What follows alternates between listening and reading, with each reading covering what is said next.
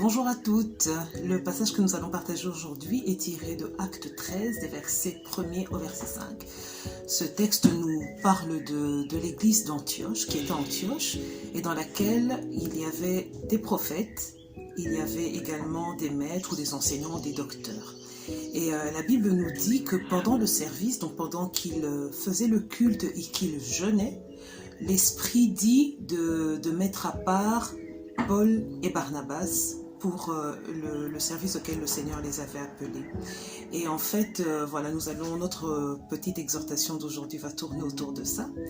Ce qui m'a interpellée, c'est que tout ça s'est fait pendant le service. Donc, ils étaient en train de servir le Seigneur pendant que le Saint-Esprit s'est manifesté.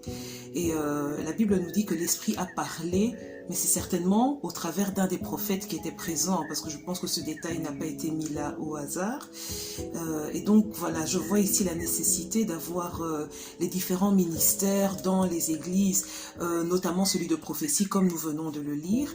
Nous pourrons, au travers de ce ministère particulièrement, connaître la volonté de Dieu dans des situations bien précises. La Bible dit également au verset 3 qu'après avoir jeûné et prié, ils leur imposèrent les mains. Et nous pouvons souligner ici l'ordre dans lequel les choses se sont faites. D'abord, ils sont dans le service. Ce sont les bonnes habitudes que nous devons cultiver, d'être dans la présence du Seigneur. Ensuite, il y a la présence des ministères, comme il est dit dans le premier verset.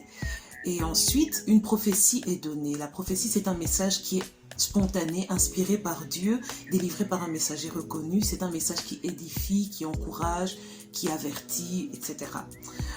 Ensuite, la Bible nous dit qu'ils continuent de prier et de jeûner, ça c'est dans le verset 3.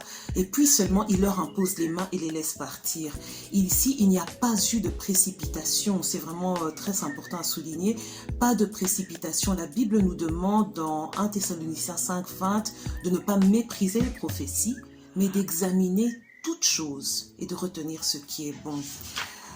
Et ensuite, je voudrais juste revenir entre parenthèses sur le fait de mépriser une prophétie.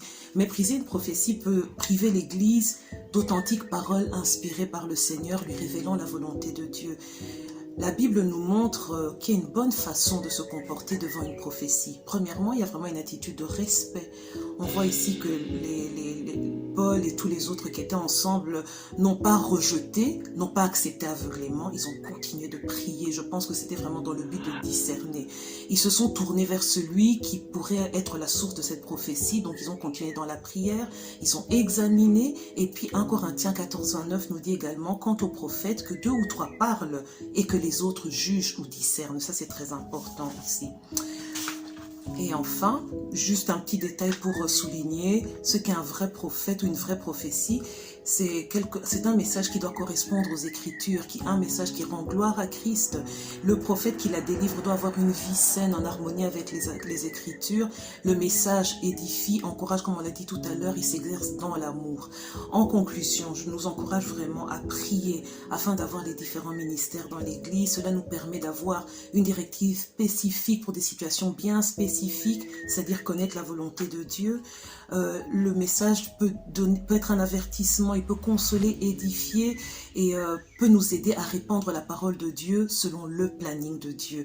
Que le Seigneur nous bénisse.